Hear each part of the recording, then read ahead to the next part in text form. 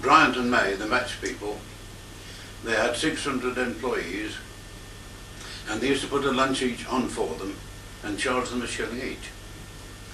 But it used to cost them 2 shillings. So in short, they subsidised 600 lunches each day at a shilling each. And we used to supply the goods to them. But they found out that it was costing them 4 shillings a meal, not 2 shillings. So we were sent out, Farnborough, he was my immediate chief, to find out what the reason was. And we did find out. The kitchen staff were pinching the stuff. Oh, hundreds of pounds worth of it. And then again, they did the catering at the Kew Gardens. And we were sent down there because they were losing money. And one day we hid behind some boxes watching a girl at the till. There were 3 tills, 3 serving hatches, but we just watched one of them. And as we were watching, a fellow from the kitchen came back at the back of her. She got a white smock on, and he put a piece of paper in her hand, but she looked at it and put it in the pocket. Now, he wasn't supposed to come from the kitchen. There was a hatch, and all food from the kitchen was supposed to be put on the hatch, and it was entered into a book before it went onto display. So we watched this girl, and every now and again she put a halfpenny on the slot of the till, on the kind of the front little portion there. And Father whispered to me, he said, now you just watch the people who pass that till. They never look at the prize. They never look at the till, how much it is. And she put a halfpenny there until there was 24 halfpennies, and then she screwed them back. So Farnborough went to the manager, he said, that girl on the till, get her off, send her to the bank for coppers or anything, get that white coat off her, put someone else on her. So we got the white coat, and in it were 3 little slips. One said 24 Tom, book she, 24 ham, book she, another one 24, at 9pence a time.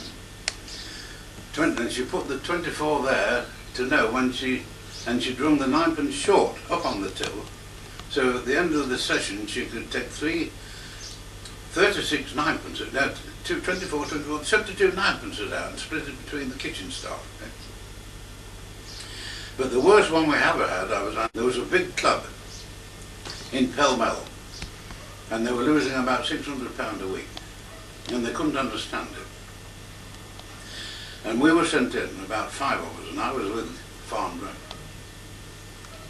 And what we discovered, it was a 6-storey hotel, and on each floor was a big chute to put the linen down from the bed, which took it down into the cellar. Now the one who was in the cellar was surprised one day, instead of sheets coming down and pillowcases and everything, a side of bacon came down. On another occasion, a case of whiskey. On another occasion, a case of salmon. They were pinching the stuff and sending it down the chute, and they put into these baskets, these big baskets, to hold the linen, presumably to go to the laundry. Instead of that, they were taking it to a warehouse. The stuff was being pinched. But Farnborough and I, we were put in the cellar to check the cellar. This club boasted it had got the finest wine cellar in Europe. Now there were 600 odd bottles of whiskey, and we counted them. 400 bottles of brandy, we counted them. Port, Advocaat, lot. And then Farnborough, he took a bottle of whiskey and put it up to the light, and there was a green mould on it. He took the top off, pulled the cork out, tasted it. It was cold tea. The whole lot, 650 bottles of Scotch whisky, was cold tea. The brandy was a little bit weaker, cold tea. The Advocaat was mayonnaise. The Clon de Menthe was green-coloured water. So the whole of the stock that they got down, thousands upon thousands of pounds, was useless. And that's the sort of thing gardeners used to do.